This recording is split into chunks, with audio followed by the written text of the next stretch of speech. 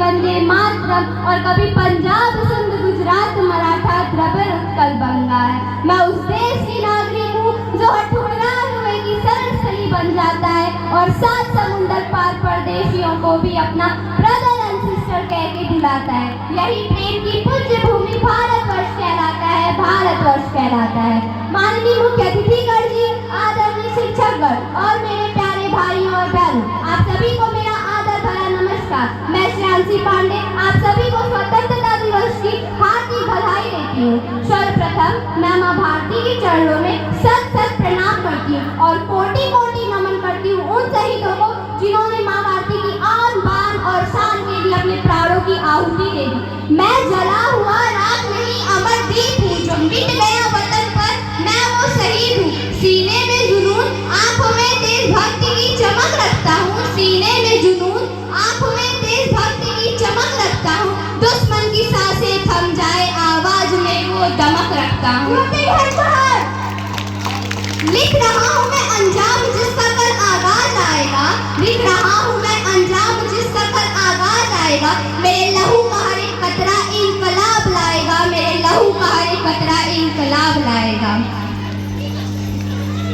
यूं तो आजादी की लौ 1857 में ही चल चुकी थी, जो पलसार बनकर 1947 में हमारे भारत देश को आजाद कराए। प्राचीन, मध्यकालीन, वर्तमान भारत के उदाहरणों से मैं स्पष्ट करना चाहूंगी कि जब हम फिरंगियों के फेरे में फंस गए थे तो रंग दे बसंती चौला की एक आवाज पर टोलों के टोले उमड़ाते थे और उनके वंदे मातरम के नारों में के खून में आने वाला 5-5 डिग्री का तूफान अंग्रेजी शासकों की जड़ों में तूफान ला देता था। लोग मर जाते थे, मिट जाते, वो भी अपनी देशभक्ति साबित कर रहे होते थे, क्योंकि वो उस दौर की देशभक्ति की कसौटी थी।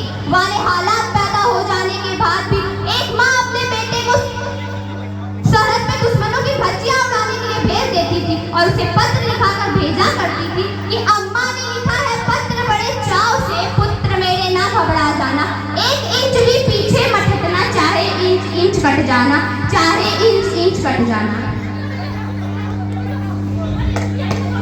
मैं नहीं मानती हूँ कि व्हाट्सएप और फेसबुक की डीपी को 3 रंग में रंगना ही देशभक्ति है। यदि आप कहेंगे कि साल में 2 बार हाथ में तिरंगा ले लेना देशभक्ति है, तो मैं आपसे पूछना चाहूंगी कि वो फुटपाथ पे रहने वाला बच्चा ट्रैफिक की छांव में जब नंगे पांव तिरंगा बेच रहा होता है तो क्या आप उसे उसकी देशभक्ति कहेंगे? नहीं, वो उसकी देशभक्ति नहीं, उसके पेट की भूख की शक्ति है जो उसे ऐसा करने पर मजबूर करती है।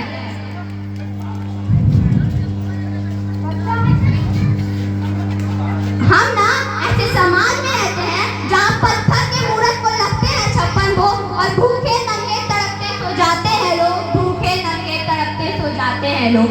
अंत में मैं बस इतना कहना चाहूंगी कि ना सरकार मेरी है, ना रब मेरा है, ना ही बड़ा सा नाम मेरा है। मुझे बस इस बात का गुरूर है कि मैं भारत की हूँ, ये भारत मेरा है, मैं भारत की हूँ, ये भारत मेरा है। लेकिन एक देशद्रोही से ज्यादा देशभक्ति तब खड़ा उठती है जब मुसीबत में फंसे लोगों की जान बचाने से ज्यादा हम सेल्फी लेकर अपने लाइक बढ़ाने में खड़ा उठती है। वो देशभक्ति जब एक बेटा अपने माँ बाप को वृद्धाश्रम की चौखट में छोड़ आता है।